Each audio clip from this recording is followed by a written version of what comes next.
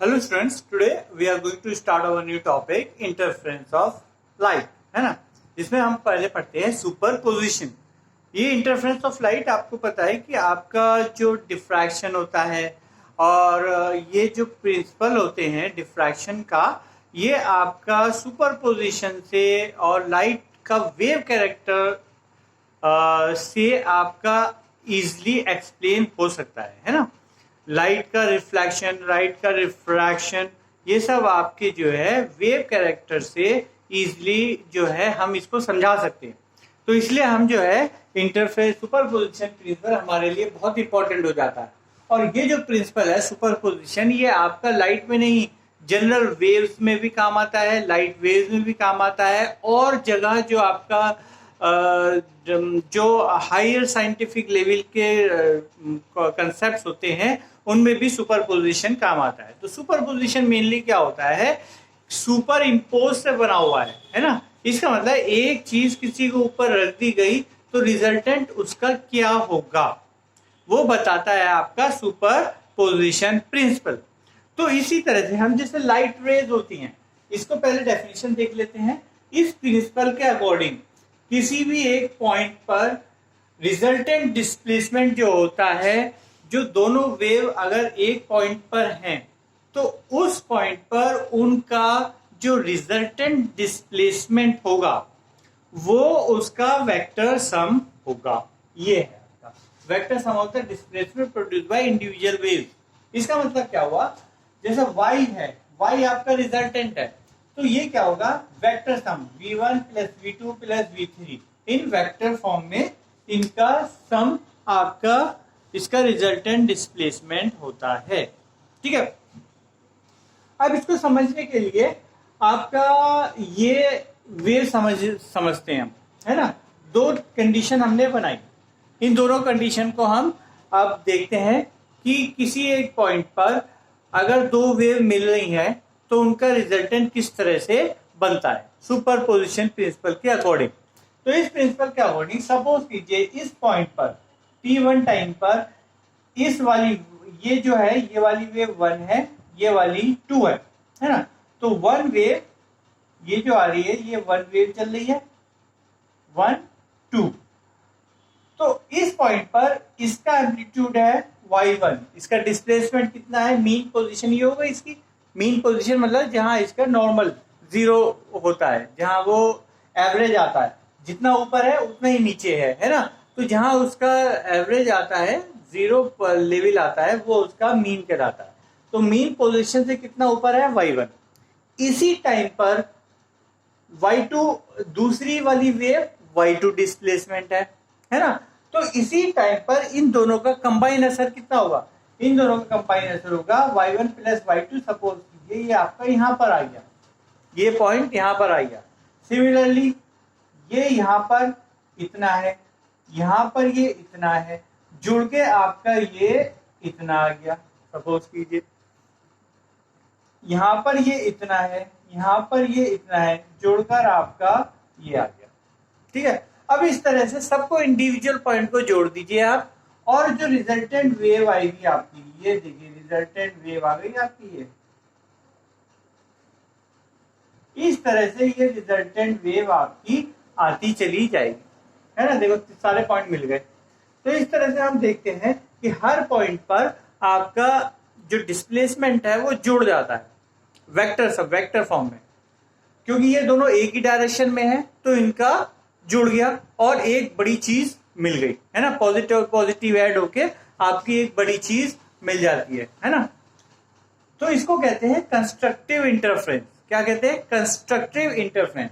इसकी आप चाहे तो डेफिनेशन लिख लीजिए, वो अभी लाइट के टर्म्स में जब समझाएंगे तब उसको डेफिनेशन लिखवा देंगे। नाउ आप देखिए डिस्ट्रक्टिव इंटरफेरेंस किसे कहते हैं। डिस्ट्रक्टिव में देखिए आप बेटा, ये इस टाइम पर t1 टाइम पर इसका एम्पलीट्यूड है y1, है ना, फर्स्ट वेव का y1, इसका है y2 सेकंड वेव का। तो एक प्लस है एक माइनस है, तो रिजल्टेंट क्या होगा, रिजल्टेंट प्लस माइनस जब ऐड होते हैं होगा तो ऐड ही, लेकिन वेक्टर सम होगा, है ना। एक प्लस डायरेक्शन में जा रहा है, एक माइनस डायरेक्शन में जा रहा है, तो दोनों आपस में अगर बराबर हुए तो कैंसिल हो जाएंगे, अदरवाइज जो बड़े वाली डायरेक्शन है, जो ज्यादा वाली है, उस तरफ मूवमेंट होगा, लेकिन पीछे वाला उसको पीछे धकेलने की वजह से उसका मूवमेंट उस तरफ कम हो पाएगा, है ना। तो इसका मतलब ये जो y1 है और ये y2 है, तो ये इतना एम्पलीट्यूड इसे कम कर देगा। ये y2 है तो ये ऊपर से कम होके इतना ही, जितना ये नीचे जा रहा है उतना ये ऊपर से कम हो जाएगा हर पॉइंट पे, है ना। इसी पॉइंट पे यहाँ पे इतना है और ये इतना था, तो ये कम होके इतना ये सब्ट्रैक्ट कर देगा, इसको इतना आ जाएगा, है ना। तो अब इसकी रिजल्टेंट क्या होगी? इसकी रिजल्टेंट होगी बेटा इस तरह से, ये जो ब्लू से मैंने मार्क कर दी, ये इसका रिजल्टेंट बता रहा है। तो ये क्या हो गई? y, है ना, और ये y is equal to y1 plus y2 हर एक पॉइंट पर हो जाएगा। तो ये देखिए इस फिगर और इस फीड में देखिए, ब्लू लाइन जो है वो आपकी दोनों ब्लैक लाइन से ऊपर है, और इसमें जो ब्लू लाइन है वो कहीं बीच में है ना। तो इसका मतलब क्या हुआ कि ये इसका एम्पलीट्यूड y1 से कम है, y2 से ज्यादा है। तो इन इफेक्ट हमें ये देखना है कि जो रिजल्टेंट है वो आपका इंडिविजुअल वेव से कम अगर आ रहा है तो वो आपका डिस्ट्रक्टिव इंटरफेरेंस कहलाएगा, और अगर दोनों से बड़ा आ रहा है तो आपका वो कंस्ट्रक्टिव इंटरफेरेंस कहा जाएगा, है ना। कंस्ट्रक्टिव मतलब कोई चीज बनी है, नई चीज बनी है, कंस्ट्रक्ट हुई है ना, तो इसलिए कंस्ट्रक्टिव इंटरफेरेंस। डिस्ट्रक्टिव मतलब कोई चीज कम हुई है, टूटी है, तो इसलिए डिस्ट्रक्टिव इंटरफेरेंस इसको नाम दिया गया, ठीक है। अब लाइट की टर्म्स में भी है तो यही, पर थोड़ी सी डेफिनेशन बदल गई। वो देखिए, phenomena of formation of maximum intensity at some point and minimum intensity at some point by two identical light waves traveling in same direction is called the interference of light। ठीक है, ठीक है। जो identical waves है means इनका zero crossing, यहाँ पे देखिए दोनों की जीरो है, यहाँ पे दोनों की जीरो हो गई, ये जीरो हो गई, है ना। इस तरह की जो सेम फ्रीक्वेंसी वाली है, ऐसी अगर हमने वेव ली, है ना, लाइट वेव ली, और तो उसकी जो मैक्सिमम इंटेंसिटी और मिनिमम इंटेंसिटी फॉर्मेशन होगी वो फिनोमिना आपका कहलाएगा इंटरफेरेंस ऑफ लाइट वेव, है ना।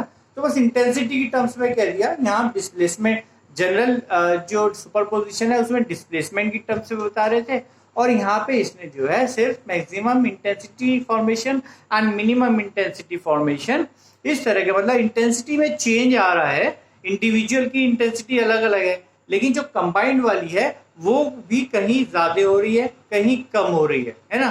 तो इसकी वजह से जो है आपका इंटरफेरेंस, इसको कहते हैं इंटरफेरेंस की वजह से ये होता है। अब देखिए, तो इसमें भी वही है आपका, सपोज कीजिए इसकी इंटेंसिटी I1 है, इसकी इंटेंसिटी I2 है, तो ये देखिए इंटेंसिटी आपकी I मतलब रिजल्टेंट I आपकी इसकी बढ़ जाएगी, दोनों जुड़ रही है ना इंटेंसिटी, तो इसकी इंटेंसिटी बढ़ जाती है। अब देखिए यहाँ पे भी देखिए, यहाँ पे इसकी इंटेंसिटी इतनी है, यहाँ पे इंटेंसिटी इतनी है, अगर ये इंटेंसिटी का ग्राफ हो जाए तो इस तरह से हो जाएगा, है तो इंटेंसिटी भी ग्राफिकली जा रही है। तो आपका ये आपका इंटेंसिटी इतनी है और यहाँ पे इसकी इंटेंसिटी इतनी है, तो जोड़ के इंटेंसिटी इसकी इतनी हो जाती है, ठीक है। तो इसका मतलब देखिए यहाँ पे मिनिमम आ गया, और यहाँ पे निगेटिव है मिनिमम, और यहाँ पे जीरो, इस तरह से जुड़ के आ रहा है ना, ये ब्लू वाली रिजल्टेंट आ रहा है। तो रिजल्टेंट आप देखिए, इधर प्लस में मैक्सिमम, इधर निगेटिव में मैक्सिमम, और इधर जीरो, तो ये आपकी जो है इंटेंसिटी चेंज हो रही है ना, तो इसको कहते हैं इंटरफेरेंस ऑफ लाइट। तो कंस्ट्रक्टिव इंटरफेरेंस और destructive interference of light same concept है। अब इसकी डेफिनेशन लिख लीजिए आप, वो मैं बोल देता हूं, आप इसकी डेफिनेशन लिख लीजिए कंस्ट्रक्टिव और डिस्ट्रक्टिव, है ना। At the points where the resultant intensity of light is maximum, interference is said to be constructive. जहां पे आपका मैक्सिमम आ रहा है वहां पे कंस्ट्रक्टिव कहा जाएगा, इंटरफेरेंस को कंस्ट्रक्टिव कहा जाएगा, है ना। और at the point where the resultant intensity of light is minimum, the interference is said to be destructive. कि जहां पे इंटेंसिटी ऑफ लाइट कम हो गई वहां पे आपका डिस्ट्रक्टिव इंटरफेरेंस कहा जाएगा, और जहां पे आपकी इंटरफेरेंस ऑफ लाइट बढ़ गई वहां पे आपका कंस्ट्रक्टिव इंटरफेरेंस कहा जाएगा, ठीक है। तो this was all about theoretical concept. Next video में हम इसकी इक्वेशन से हम स्टडी करेंगे कि आपका सुपरपोजिशन का जो है मैथमेटिकल एनालिसिस हम नेक्स्ट वीडियो में करेंगे। Till then, thank you and have a nice day.